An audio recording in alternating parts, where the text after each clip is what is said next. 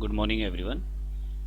तो आज हम जो टॉपिक करने वाले हैं वो हैं टॉप 10 प्रमुख देश और उनके उपनाम। ठीक है, चलिए शुरू करते हैं। पहला सवाल है, निम्नलिखित में से कौन सा देश कृषि की प्रधानता, ठीक है, और हिमालय की भांति वहां पे जो है वो है आल्प्स पर्वत, ठीक है, की उपस्थिति के कारण यूरोप का भारत के नाम से जाना जाता है, यूरोप के भारत के नाम से जाना जाता है। ठीक है, तो जैसे यहाँ हिमालय के नीचे आपकी चावल की खेती अच्छी होती है, वैसे ही वहाँ आल्प्स के नीचे चावल की खेती अच्छी होती है उस देश में। ठीक है, तो आपको ऐसे याद रखना है, ये वहाँ पे आपको ऐसे याद रखना है यूरोप का भारत। ठीक है, कैसे याद रखना है, देखिए सिर्फ याद करने के लिए बता रहा हूँ। जैसे भारत में लोग सभी रहते हैं टल्ली, जैसे भारत में लोग सब क्या रहते हैं टल्ली, नेगेटिव चीज से याद कराऊंगा तो जल्दी याद होगा आपको,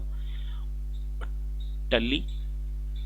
वैसे ही यूरोप में इस देश के लोग भी रहते हैं टल्ली, और टल्ली से क्या याद आता है आपको, इटली। अब जो मैंने यहाँ पे डिस्क्रिप्शन दिया ऊपर से, ये जरूरी नहीं है इतना आएगा, आपके पास सिर्फ इतना भी आ सकता है, यूरोप का भारत किसे कहते हैं। तो आपको याद रखना है, जैसे भारत के लोग रहते हैं टल्ली, टल्ली से इटली। ठीक है, तो इटली को कहा जाता है यूरोप का भारत। ठीक है, नेक्स्ट, निम्न में से किस देश को दक्षिण का ब्रिटेन कहते हैं। ठीक है, तो दक्षिण का ब्रिटेन, देखो ब्रिटेन जो है कभी एक महाशक्ति हुआ करता था। ठीक है, ब्रिटेन क्या हुआ करता था, महाशक्ति हुआ करता था।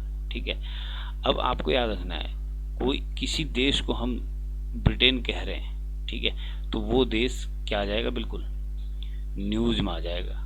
ठीक है, न्यूज में वही देश है। ठीक है, तो न्यूज से क्या याद आएगा, देखो ऑप्शन में कौन सा लग रहा है, न्यूजीलैंड। जो दक्षिण का ब्रिटेन है वो न्यूज में है, ठीक है, क्योंकि ब्रिटेन के जैसा है तो इसलिए न्यूज में है, तो न्यूजीलैंड। ठीक है, ठीक है, नेक्स्ट, ये वो क्वेश्चंस हैं जो आपके एग्जाम में बार बार पूछे जाते हैं। ठीक है, मिसलेनियस में। ठीक है, नेक्स्ट, निम्न में से किस देश को चीनी का कटोरा या sugar bowl of the world, sugar bowl of the world, ठीक है, इस तरीके से सवाल आता है। तो चीनी का कटोरा याद रखना है, देखो आपको याद रखना है चीनी का जो स्ट्रक्चर होता है ना, आपने पढ़ा होगा, चीनी का स्ट्रक्चर किसकी तरह होता है, क्यूब की तरह। चीनी का स्ट्रक्चर कैसा होता है, क्यूब की तरह, और क्यूब से ऑप्शन देखिए कौन सा आ रहा है, क्यूबा। तो क्यूबा को कहा जाता है चीनी का कटोरा। क्लियर है, ठीक है, नेक्स्ट,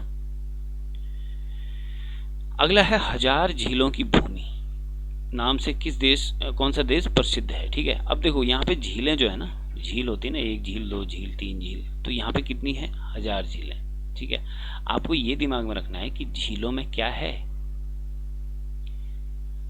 झीलों में क्या है, झीलों में क्या रहती है, मछली। झीलों में क्या रहती है, मछली, और मछली को बोलते हैं फिश। मछली क्या हुई, फिश, और फिश के क्या होते हैं, फिन्स। तो जब आप फिश पे जाओगे तो फी आया, फी, और फी से फिश के फिन, तो फिन लैंड। तो ऑप्शन नंबर 2 क्या कहता है कि हजार झीलों की भूमि किसको कहा जाता है, फिनलैंड को। क्लियर हो जाएगा, ठीक है। अगला है, किस देश को लैंड ऑफ मिडनाइट सन, मतलब रात को सूरज उगता है वहां के नाम से जाना जाता है। ठीक है, मिडनाइट सन, रात का सूरज।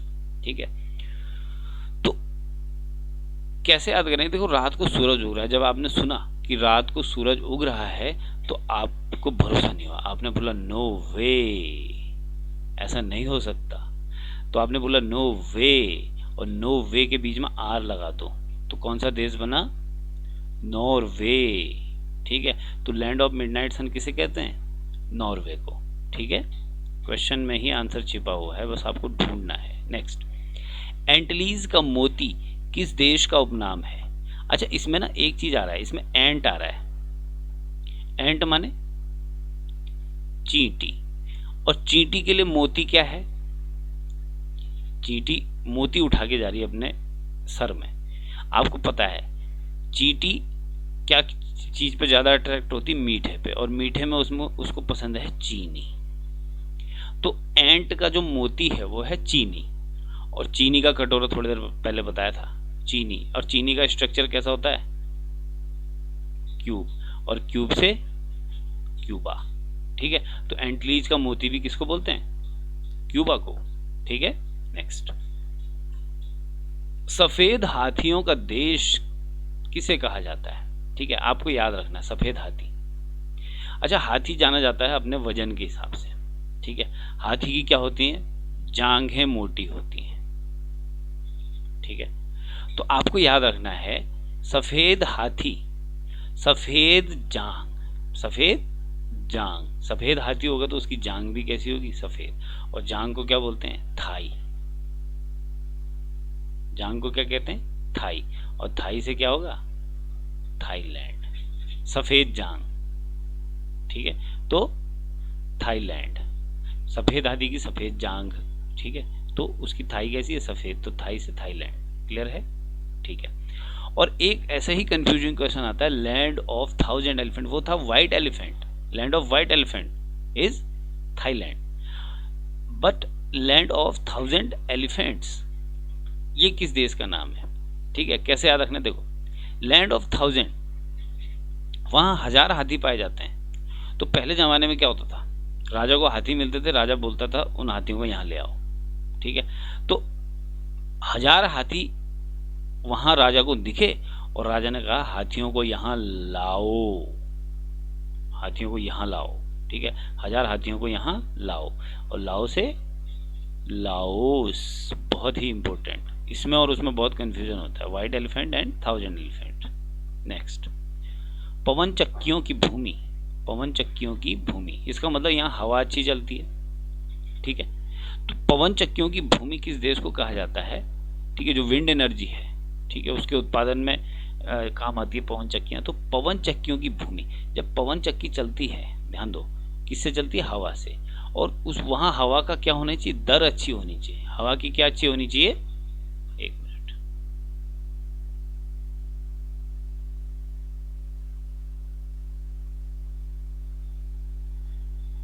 एक मिनट, हवा की क्या अच्छी होनी चाहिए?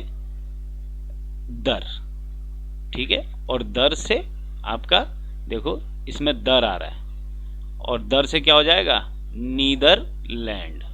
ठीक है, एक मिनट, दर से हो जाएगा आपका नीदरलैंड। ठीक है, तो नीदरलैंड को कहा जाता है पवन चक्कियों की भूमि। ठीक है, नेक्स्ट, मोतियों का द्वीप नाम से कौन सा देश को जाना जाता है? तो यह है मोतियों का द्वीप। ठीक है, मोती। ठीक है, तो यहाँ पे मोतियों का द्वीप इसलिए कह रहे हैं क्योंकि यहाँ मोती द्वीप के किनारे समुद्र में बह रहे हैं। मोती क्या हो रहे हैं?